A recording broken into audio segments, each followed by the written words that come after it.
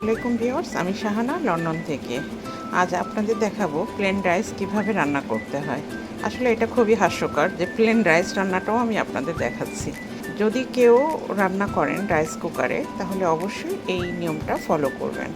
আমি যেমন এই কাপটার 1 কাপ চাল নিয়েছিলাম বাসমতি, আর এটা আমি প্রায় আধা ঘন্টা ভিজিয়ে রেখেছিলাম। এখন চালটাকে আমি সুন্দরভাবে ধুয়ে এখানে নর্মালি যেই কাপ দিয়ে চাল মাপা হয় তার 2 কাপ পানি দিতে হয়, কিন্তু না, যেহেতু আমি চালটা ভিজিয়ে রেখেছিলাম আধা ঘন্টা আগে, সেই জন্য আমি ঠিক এই সেম কাপেরই আমি 1.5 কাপ পানি আমি এখানে দিয়েছি। হ্যালো ভিউয়ার্স, দেখেন আমার প্লেন রাইসটা রেডি।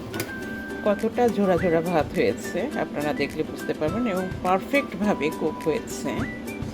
আপনারা আমার এই প্রসেসটা অ্যাপ্লাই করে দেখতে পারেন, বলে একটার সঙ্গে একটা লেগে যাবে না, পানি কম বেশিও হবে না।